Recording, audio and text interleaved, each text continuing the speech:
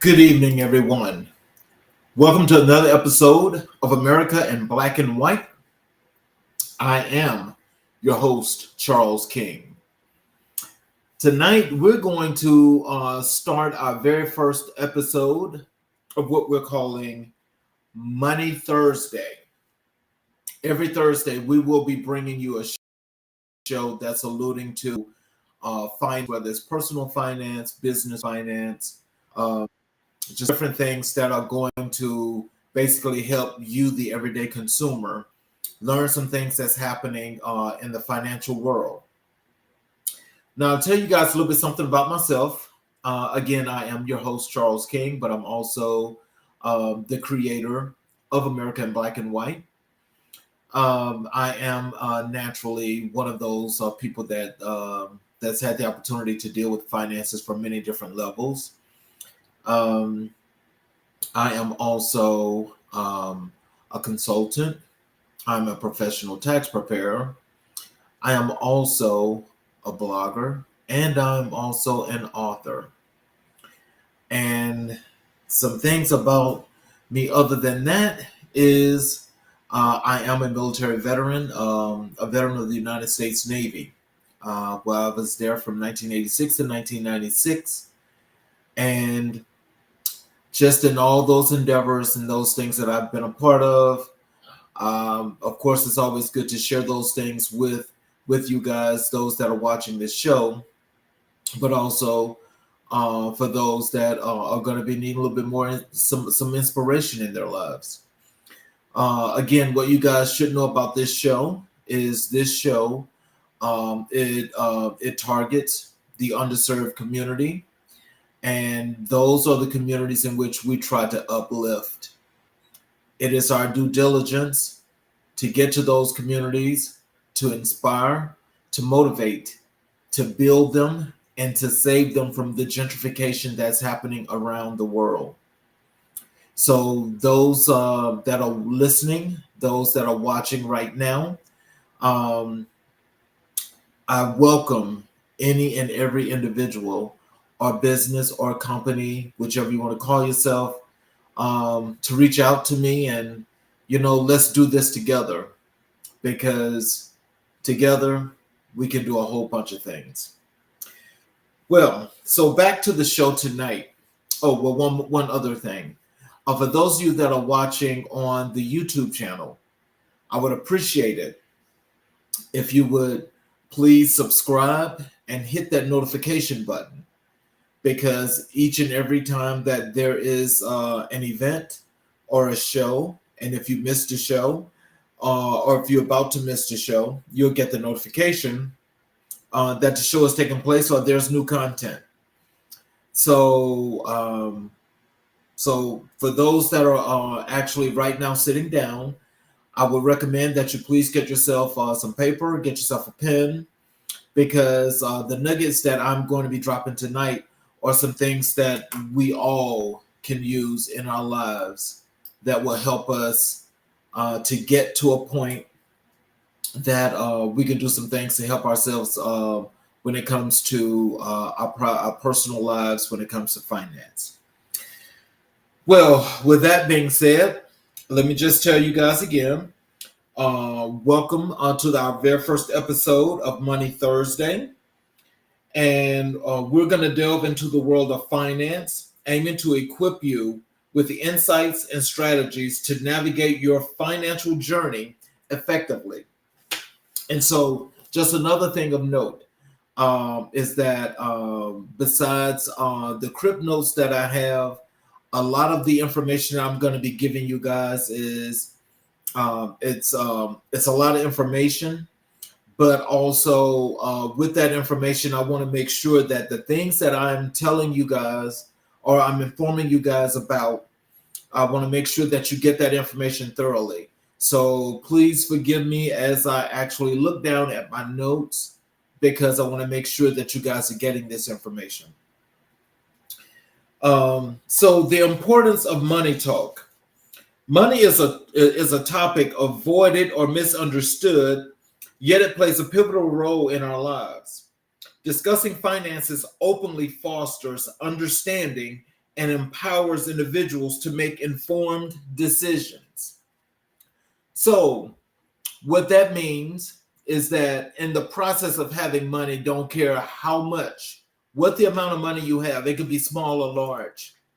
You could be in the bottom half or the bottom portion, of wage earners. You could be middle class. You could be in that top 1%, or you can be in the millionaire class.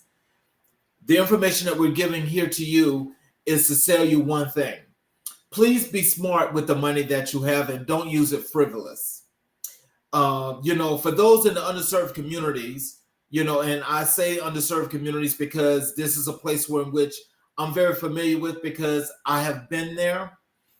And the thing is, sometimes you get so caught up with when you do have money and you don't think about how to use it or how to make it work for you, that as soon as you get it, you're spending it. This is the case for a lot of people. And in today's time, especially for those that are in the urban communities, or if you want to call them the Black communities, this message is primarily, really deep and personal to me because I want to make sure that in talking about this, that you guys understand. Please stop using your money frivolously and please start to save it and make it work for you in more ways than one. And when I say more ways than one, it's not just about saying you want to go and put your money in stocks or bonds or things of that nature. We're going to diversify that money. We're going to talk about diversity because it's very important that people understand what that means and how that works and how that's always most beneficial for each and every individual out there that wants to make money work for them. They want to have wealth, but also they want to have generational wealth to where they're able to leave, some part of a fortune or some assets to kids, family members, just going down the line. And so this is the importance of this when we're talking about just the importance of money talk.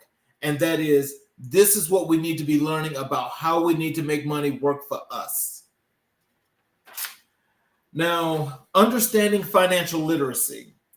The importance of financial literacy, what I'm going to highlight for you here is I'm going to give you 4 points.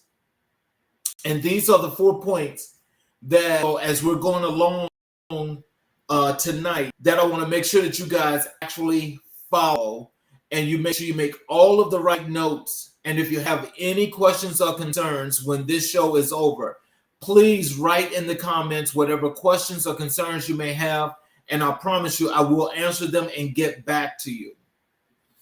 Okay, those 4 points for the importance of financial literacy is knowing where your money is going, find easy places to save your money, treat yourself with confidence, and reimagine what's possible.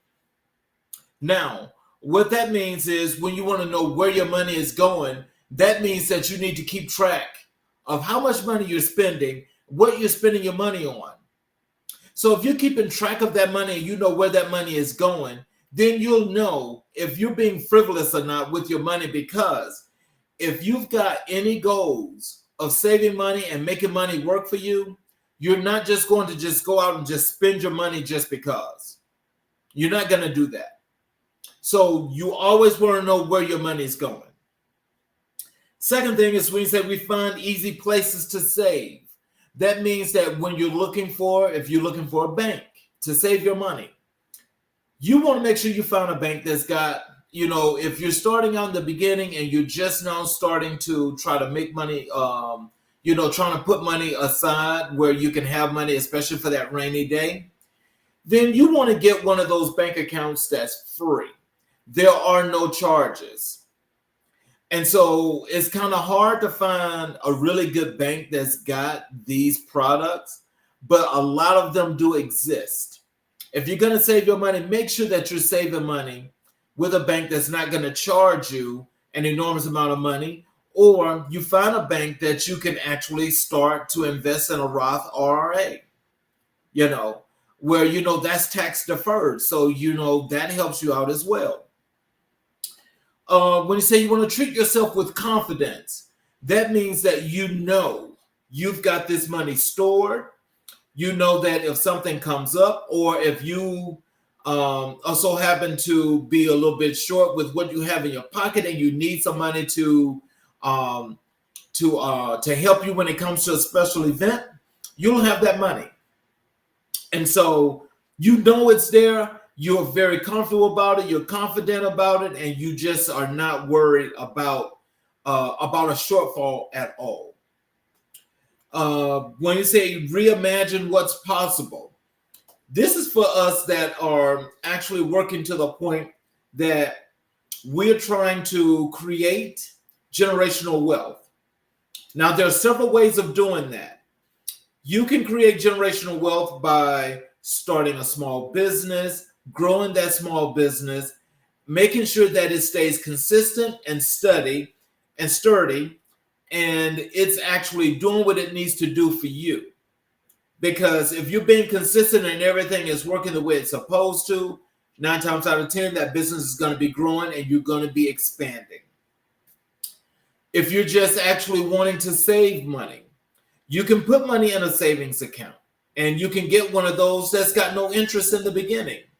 But once you've built it up to a particular point where you want to go on the high-end savings account, then you can always transfer that account, or you can just change the features of that account and make it a high-end account to where you'll get an interest rate, or you'll get interest on your money that's in that bank for, at the end of every month. So you always want to look for the best rates when you're doing so.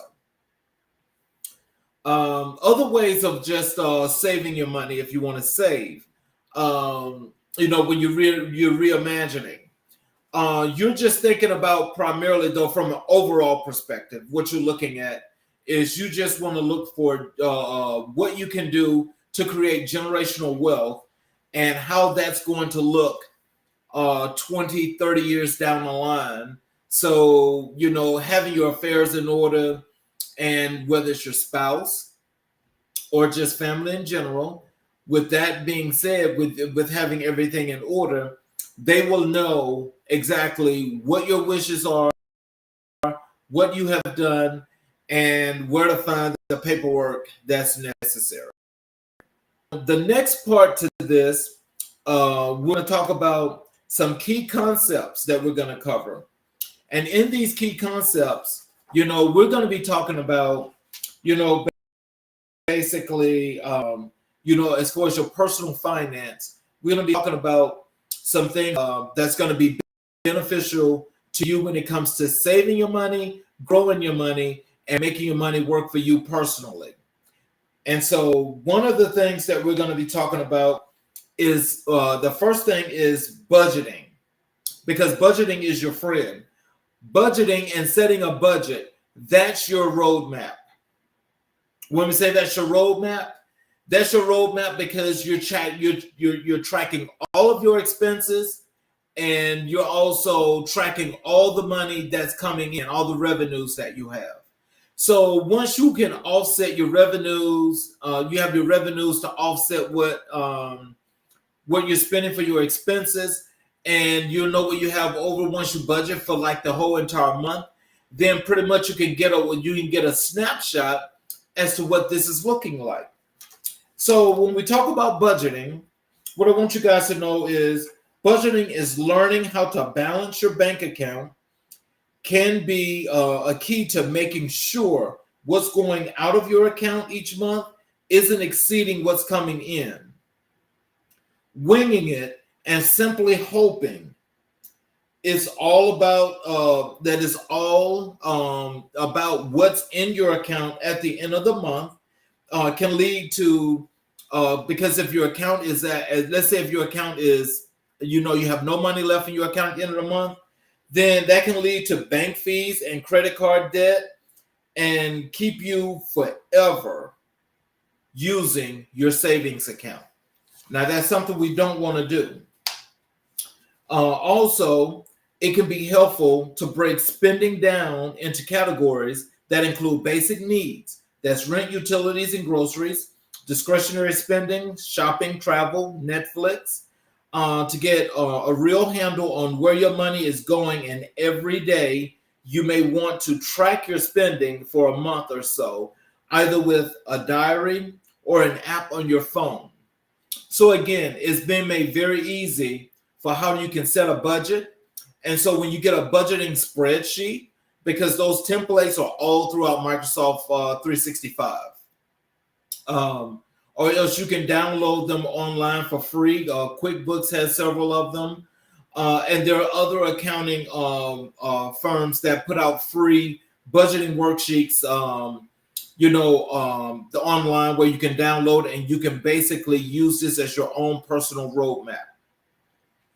And so the last thing I want to tell you about budgeting is once you know everything that typically comes in and goes out each month, you can see if you're going backwards, staying even, or ideally getting ahead by putting money into savings each month. Now, I know that this is hard for a lot of us because a lot of us, maybe living paycheck to paycheck, and we try to budget and we double up, or we may catch an expense, where we let an expense carry over into the next month. So by doing that, which is not a good thing, but, this is what a lot of us are doing, and we should not be doing that.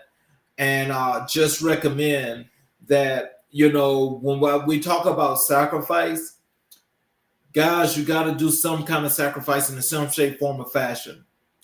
And I'm talking about for those of you that want to go out and spend $2,000 on a concert ticket to see somebody in concert, that's definitely not worth it. That is definitely not worth it. Why would you spend $2,000 on something like that when you're never going to get that back? There's nothing to show for it. But the only thing that you're going to be able to look at is when you look at your bank account, you're going to be like, well, wait a minute, $2,000. That right there in itself, you could have most likely covered at least four of your expenses outside of paying rent or a mortgage. Let's be wise. Anything that's unreasonable, a $2,000 concert ticket, $50 to go to the movies. If you're going to go to the movies, we know movie tickets now cost $20, $25. But if you're going to spend the additional $25 for that high-priced popcorn, that candy, and that soda, that in itself is going to cost you an additional $30+. So there's other ways of doing that. Sometimes you may want to sit back and not go to the movies, because this is where your streaming comes in, where you can pay that easy $9, $10 a month, where you can get Netflix and you can get Prime. You can watch all the movies that you want. Now there's Tubi, which is free.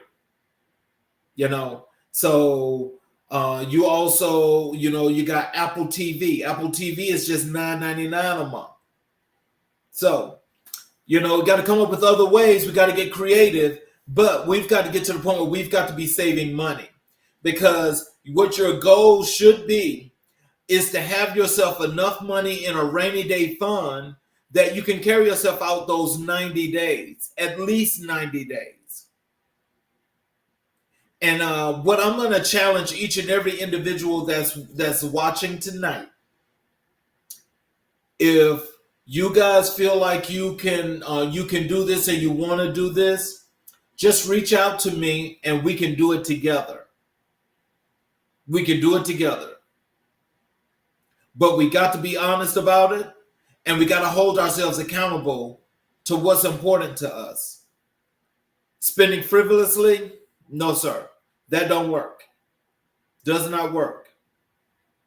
So I'm here to make sure that we can understand how this is supposed to work. So again, once you got that budgeting spreadsheet, and you get one from the Microsoft 365, or the ones from any of these other places, they're already pre-formatted.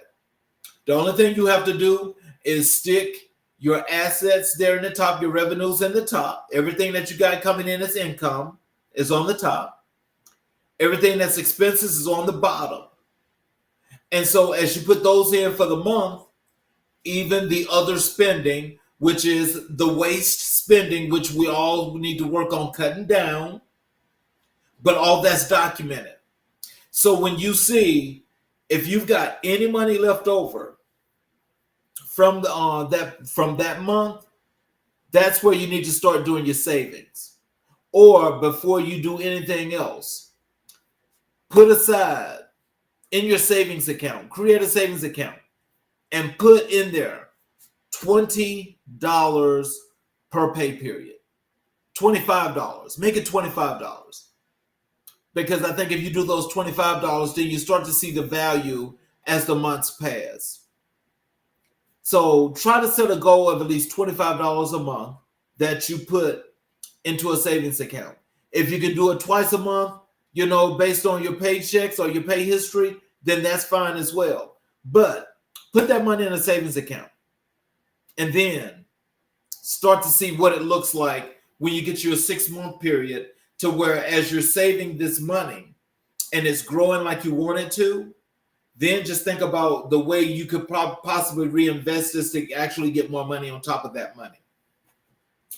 The next thing we're going to talk about is building that emergency fund.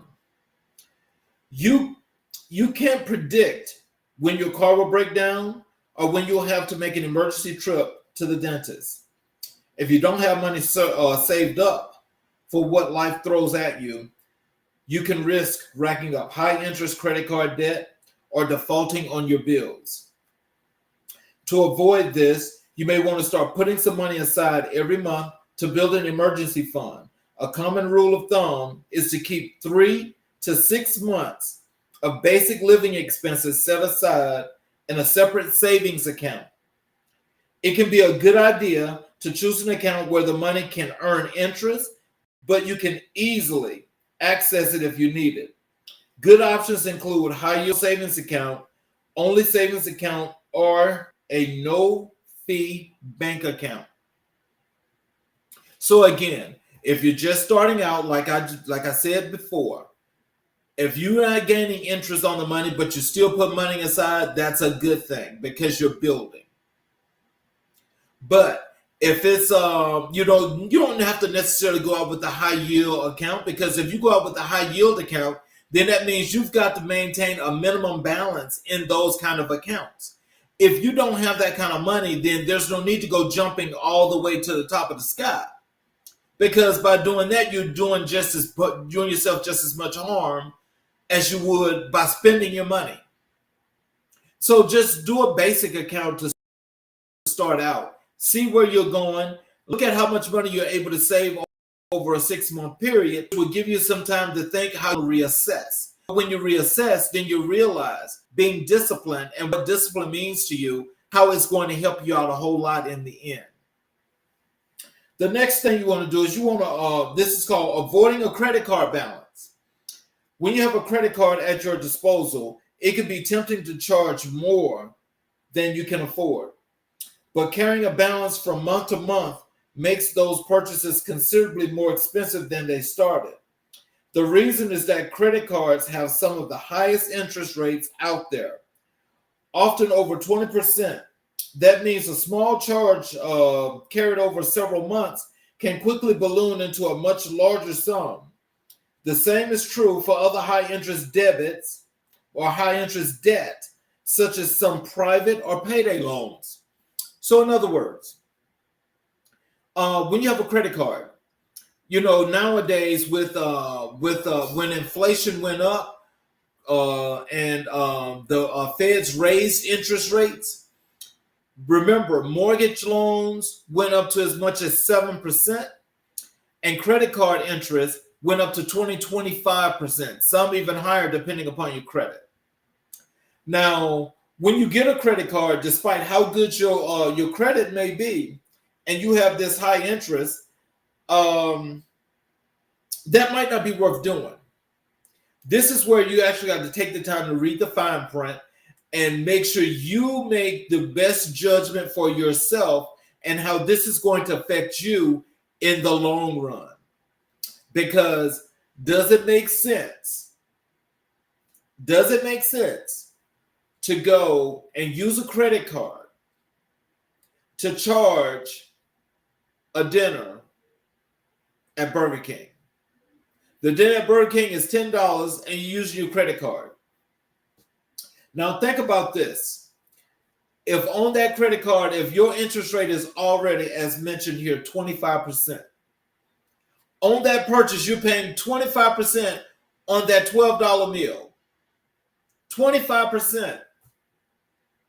That's not smart at all. That is definitely not smart.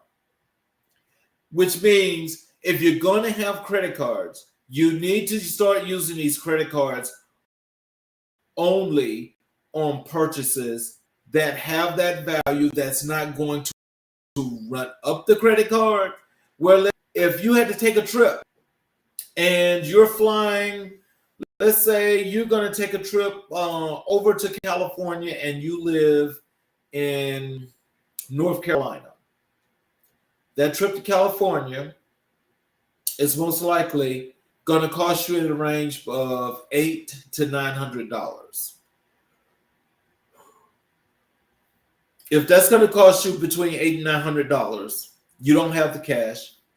Now, your credit card that you're going to use, because you're going to use a credit card, then that means that that purchase itself, yeah, it's going to charge you interest on it. But if you have, let's say, a balance of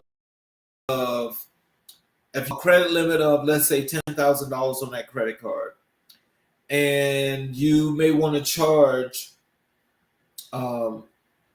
make your flight reservations as well as hotel reservations. Combined, they may cost you that $3,000.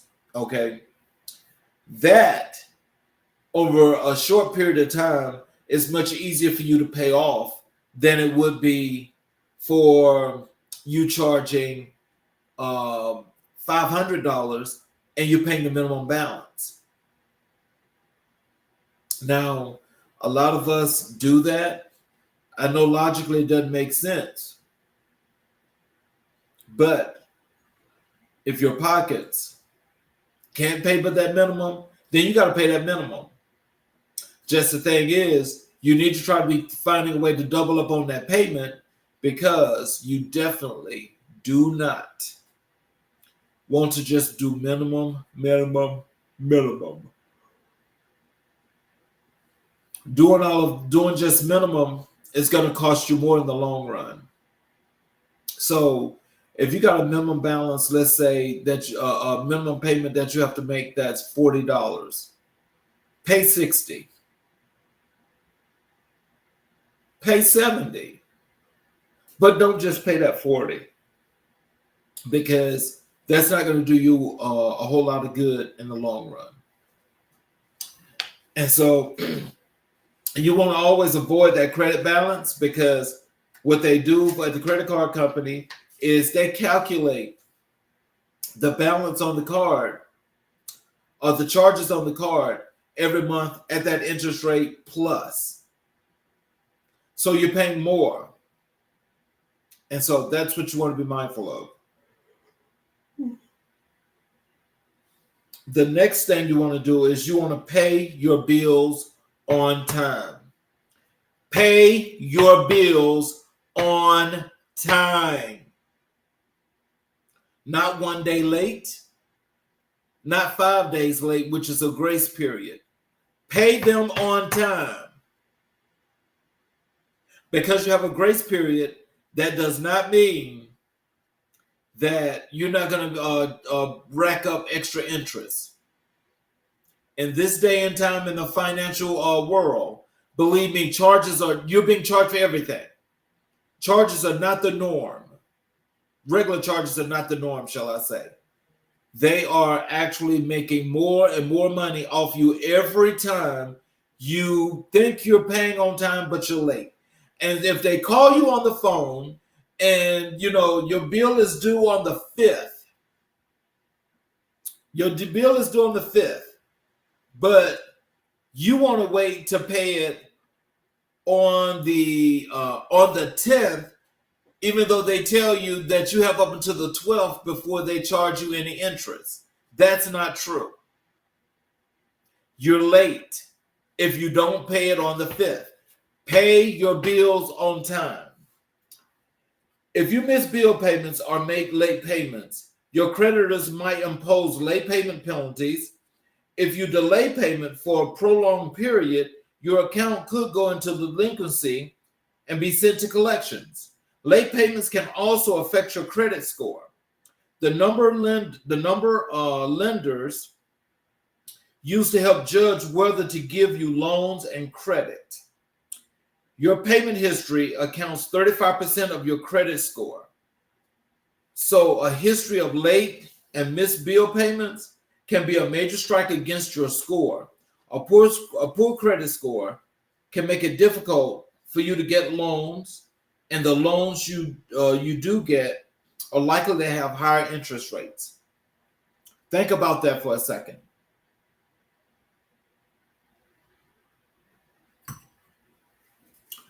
When your credit score is below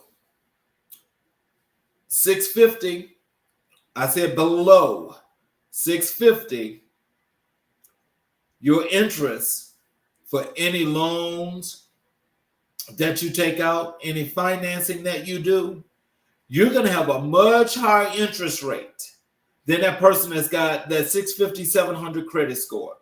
They got a 750 or 800 credit score. If you're below 650, you're going to be paying that additional 3% in interest, sometimes more than that, depending upon the actual place in which you're doing your financing. So you do not want to be late in paying these bills, because when it trickles down where it affects your credit score like that, and you find out that your credit score keeps dropping all these points, that's not wise. But if you're refusing to hold yourself accountable and stay on top of what you have to do, then what do you expect? Do you honestly expect that a creditor is going to just give you just good credit and you've got a 550 credit score? No, sir, that's not going to happen. No. If anything, if you got a credit score, I'm going to say of 600, you can expect to be paying interest on your loans of about at least 10 to 12%, sometimes higher than that. So I want you to think about that. That's for a 600.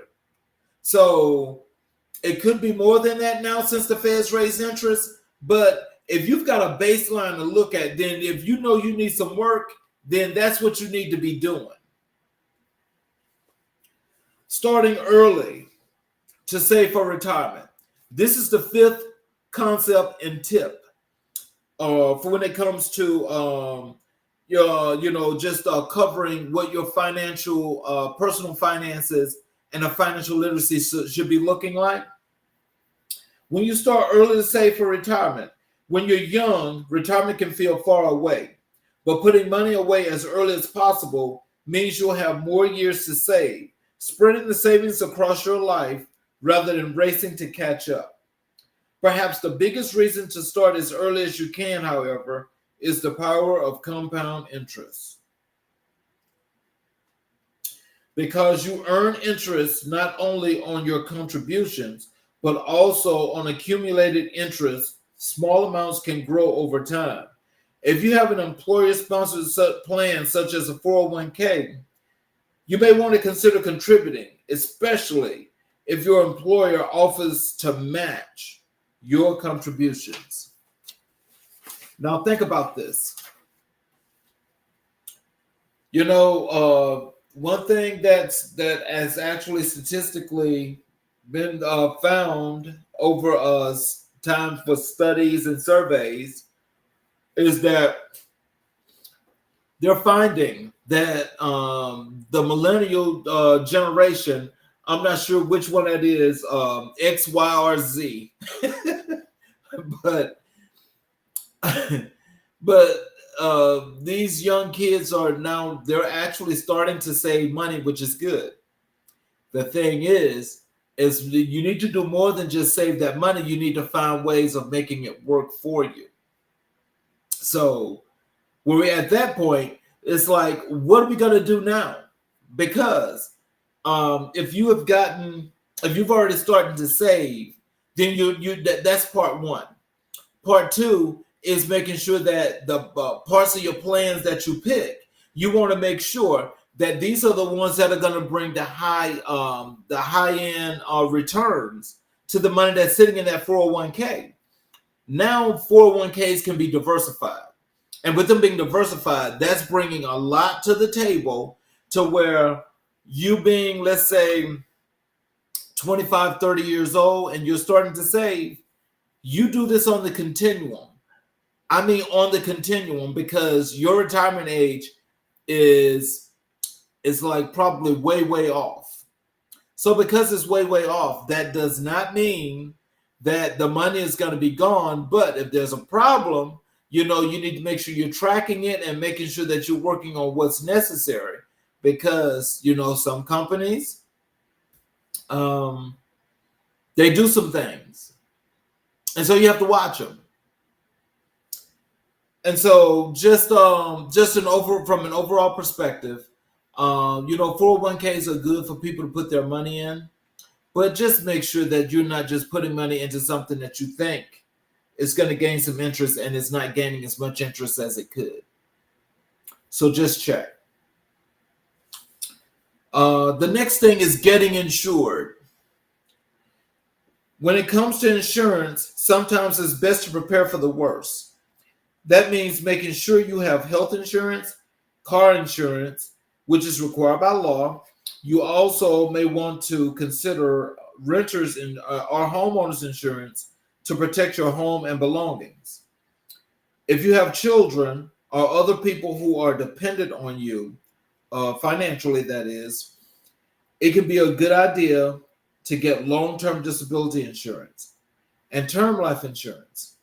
Many people can purchase health and disability insurance through their employers. If you don't have that option, it's possible to go through an insurance agent, broker, or insurance company directly. So we know that it's standard that each and every person has to have auto insurance. Okay. Now, just depending upon some of the states you're in, there are a lot of states that are strictly just liability. And you have to just have liability insurance, and that's that. But most states are going to require that you still, regardless of how old your car is, that you have full coverage. Full coverage not only protects you, but it protects the other person as well, because you never know how exactly this is going to work. Which means you also want to make sure you have a reputable insurance company that you decide to use. Not just anybody is going to work. Because if you see somebody, if you see this insurance company, John Paul's insurance company, that's probably not a reputable insurance company. I mean, they probably got everything that was necessary to open, but what's going to be beneficial once you go there, and the prices for the premium on the premiums, the prices on the premiums are actually way out of sort. And so if the prices on the premiums are really, really high, 9 times out of 10, you're not going to get that insurance. Now, you have some insurance companies that are national, that are just high-risk insurance companies, like Progressive. Progressive is for those that have bad credit and they can't afford to pay full coverage primarily on whatever items need to be covered. So make sure you're insured, especially when it comes to life insurance. And I can tell you this: needing life insurance, you guys just make sure that again that you just let me know. If you need some understanding on life insurance and so forth, because once you get a chance to contact me, then you'll find out that I am an agent that actually sells insurance. But I'm asking each and every last one of you, please get insured. There's the other things is taking advantage of credit card rewards. And the last thing is choosing your bank wisely. And again, as I said, you want to choose a bank that's not going to take all of your money. They're not feeding you to death to where when you go and you want to take out a loan, it's a fee for processing. It's an application fee. All of these fees are just way too much and it's not necessary. But this is how they're making money off of you. Next thing is a current financial landscape. Now, what this is we're talking about the state of the economy right now. We're talking about the state of your personal finances. We're talking about how your personal finances are dependent upon current economic environment, which includes market trends, inflation rates, and the employment statistics. Now, folks that got political and they're still political and they're talking about, the unemployment rate under this current administration. If you all remember, the employment rate dropped at one point. It was under 3%. And so even with that being said, people still were saying that there was a lot of bad things going on and so forth. And my thing was, people are going to say what they want to say regardless of the case. But this is where each and every individual that's listening to this show tonight, you need to make sure that you're following all of this data so you can get all of the information that you're hearing from me right now.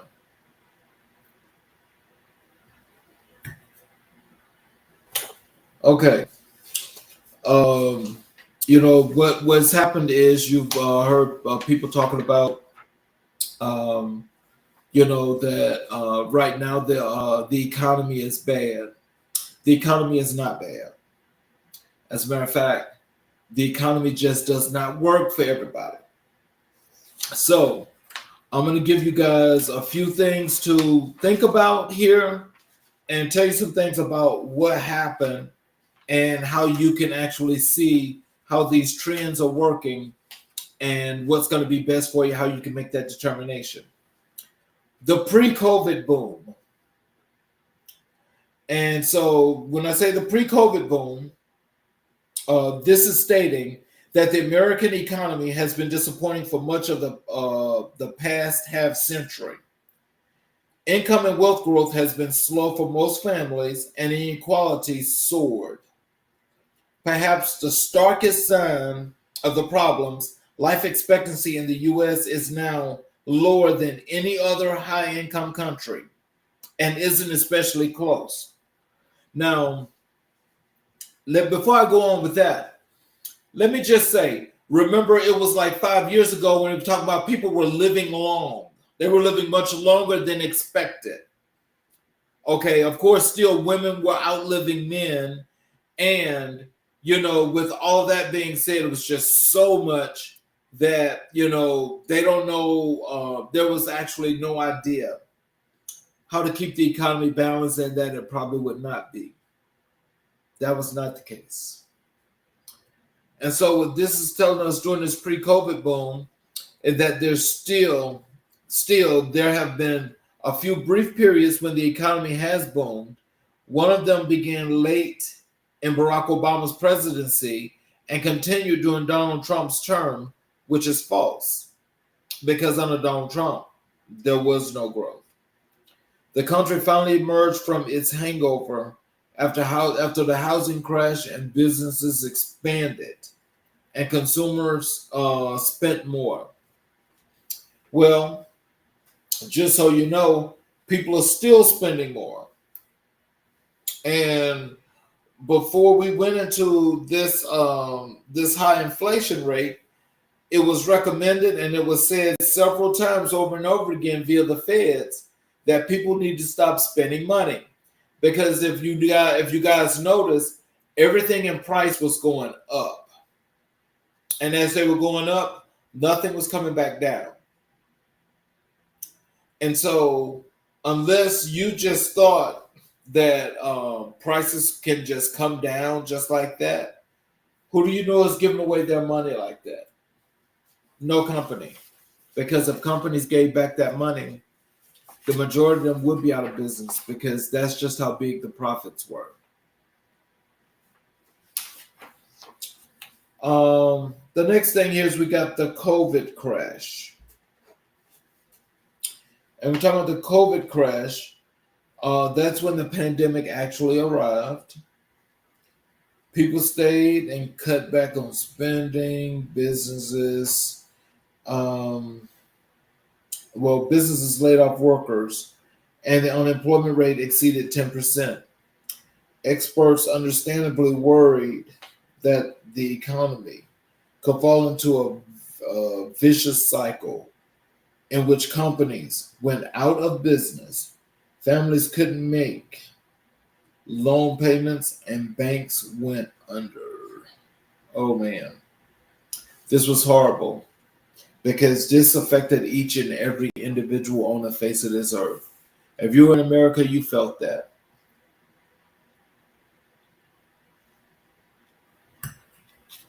So, because of the administration that was in at the time of COVID's arrival, the economy basically was close to going into the tank. People were dying of COVID. Nobody was working. People were scared to socialize with each other, and everybody was on Zoom. Zoom was the benefactor of everything that transpired during that time.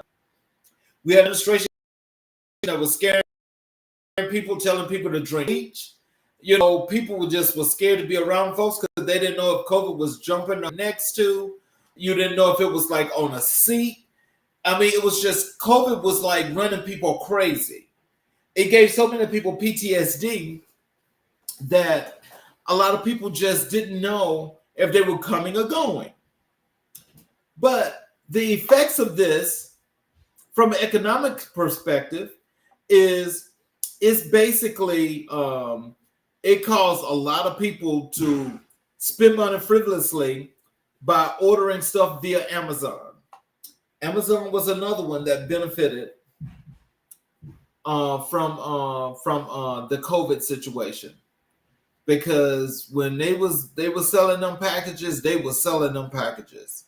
I mean, people was ordering like crazy, and every day you look, you got an Amazon delivery, and when the driver's coming up, they got a mask on, they won't come close to your door. They will start putting stuff on the steps. But at any rate, the moral to this is that from a personal perspective, this caused people to spend money, much more money than they had in other ways, which was not a good thing. And it's all because you had this source of anxiety and you had this feeling that you had to do something in order to make yourself feel comfortable.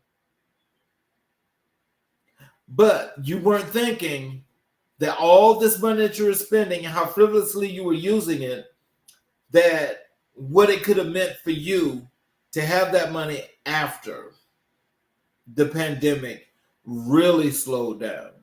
Because it's not gone anywhere, it's just slowed down. That's all it is.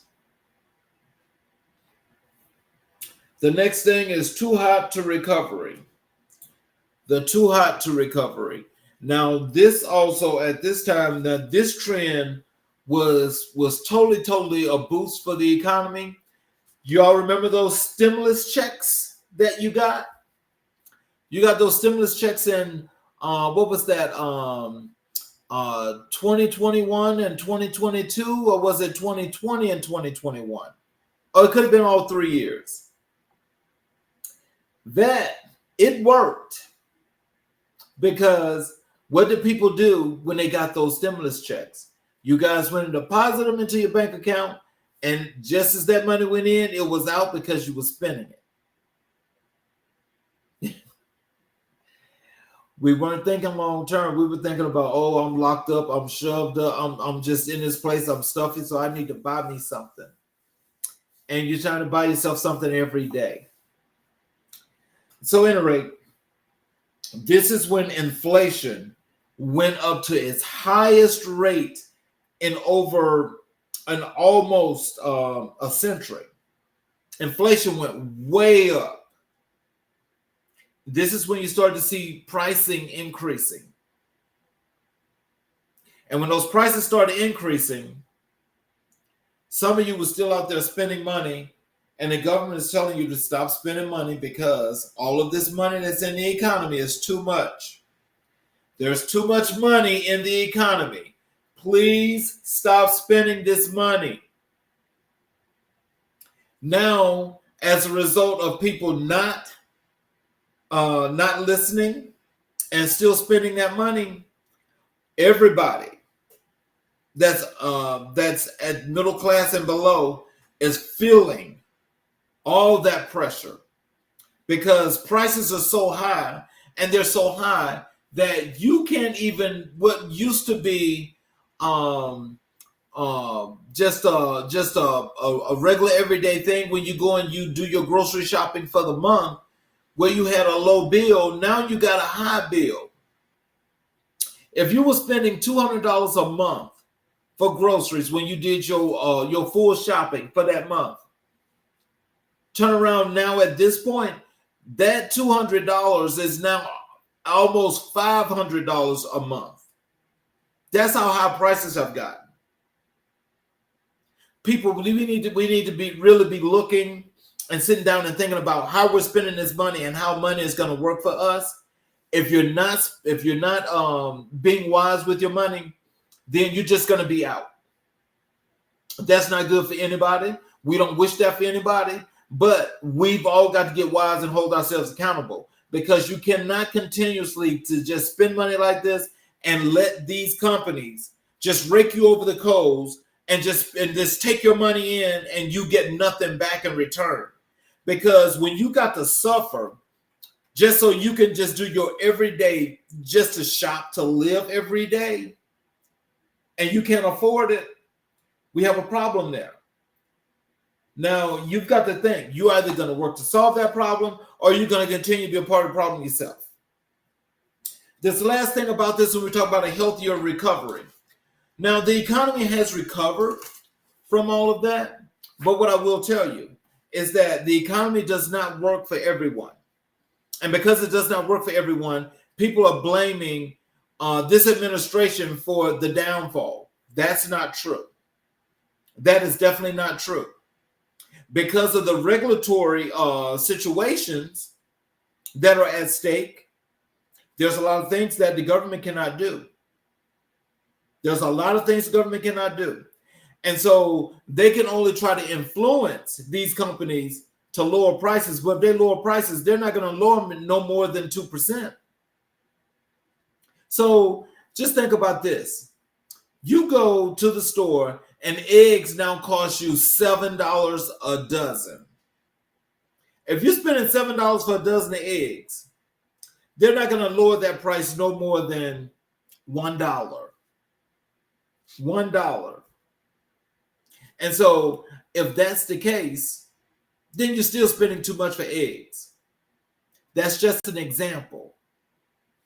So now we're going to talk about some other trends here, that's going to impact your personal finance.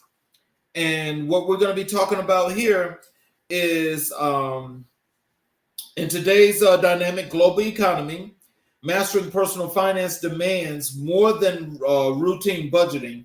It requires a strategic approach to navigate your ever shifting tides of economic trends. As a thought leader in the realm of personal finance, I present a concise guide to empower individuals in making informed decisions amidst the complexities of our financial landscape. Those things are, I'm going to give you these numbers here. They go from 1 to 5. Number 1 is understanding macroeconomic trends. And the macroeconomic trends consist of the global economy, because we have to factor in GDP, and also we got fiscal spending, as well as we got monetary spending. And that's the same with both the budgeting and so forth, because there's a whole bunch of factors that go in, which includes unemployment. And so with this being said, you have to account for the whole entire economy in order to come to what's actually going to happen to you, the one individual. Okay? So if we factor in all of that, and let's say you got these larger corporations, they've got to get theirs, and they're going to get theirs. They're not giving you their profits.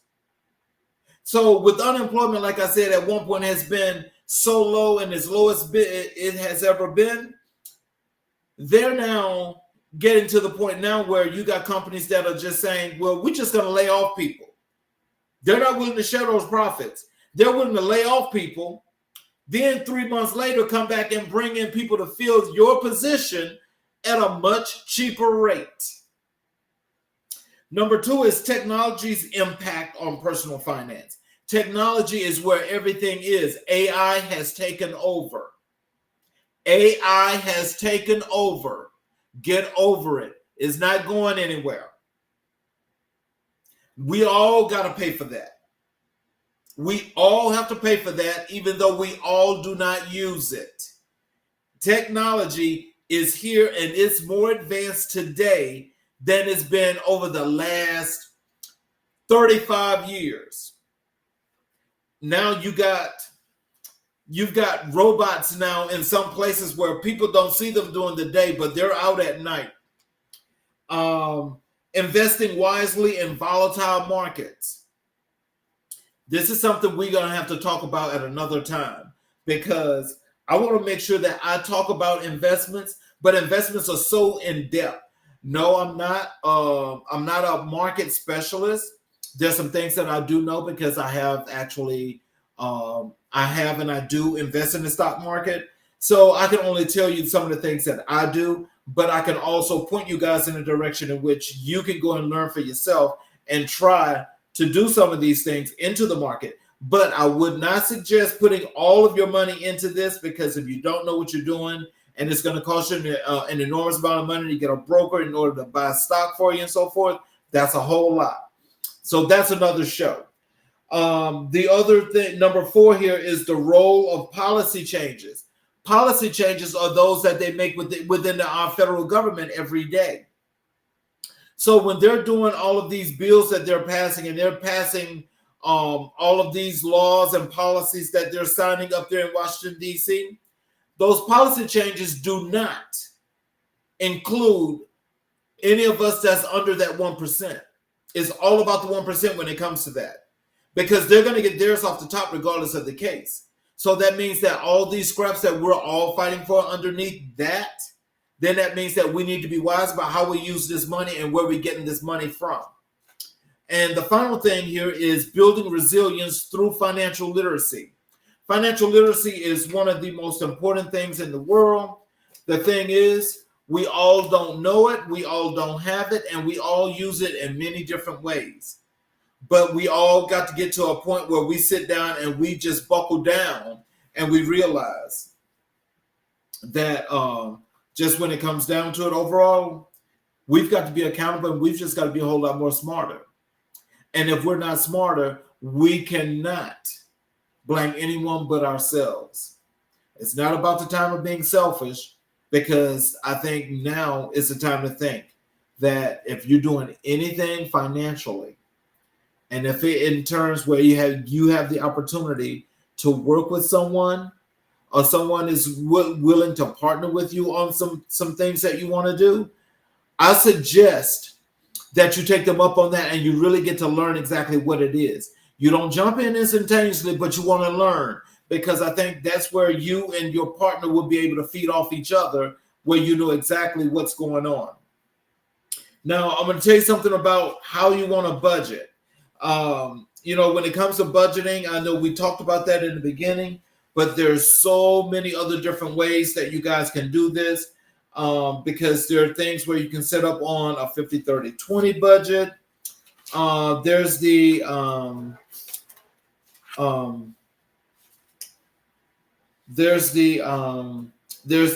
budget of where you're just doing just expense budgeting. And when you're doing expense budgeting, if you just want to just save and not have to worry about so much, then you don't have to worry about what is that you're allowing. Because the thing is that most people are doing now, when I mentioned the 50-30-20, is that most people are allowing 50% of their earnings to just be about their needs. And so if it's just about your needs, it is just 50% there, and then you got 30% for your wants. Then that other 20% is for your savings and debt. So what that means is that as long as you break that down within the 50-30-20, what it's going to do is it's going to help you to have that ability to save that much more money, to where you can start growing some money, where you don't have to worry about, what's going to be damaging, or, what's going to happen, or what has happened, because you'll just hope. We never know when, a catastrophic event is coming, but having something saved, especially when you start, is always a good thing. And so with this, what I'm actually planning to do is, I'll either post this on my website, or I'll just do a slide presentation with this, and I'll just post it on the YouTube channel.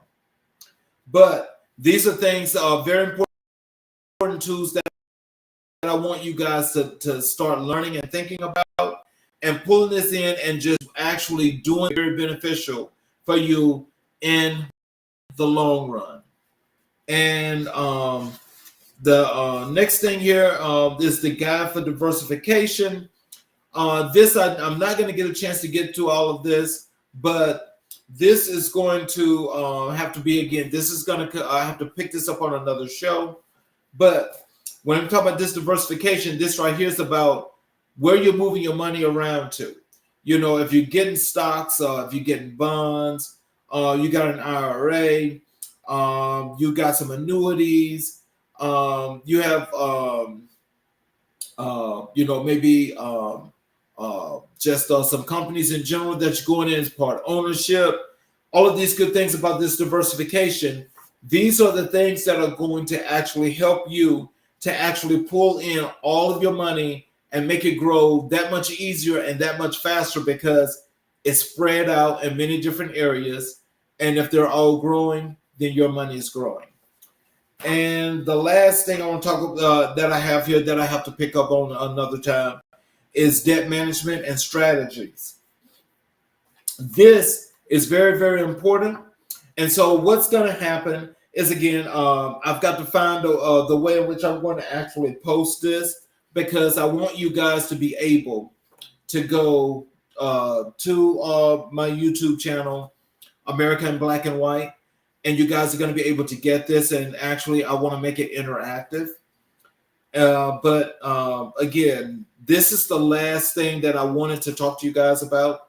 But we'll pick this up at another time. I want to thank you guys for watching this show tonight. And, for each of you that has watched the show, again, I want to appreciate you for taking the time to be here with us. We want to make sure that you guys had some some part of financial literacy, some things that you can start thinking about. And we'll carry this over where we'll actually be more interactive on the YouTube channel. So until that time, you guys have a great evening. I want to thank you all for being here. And as you guys were here tonight, I'll see you guys the next time. And you all have a wonderful evening. And thank you again.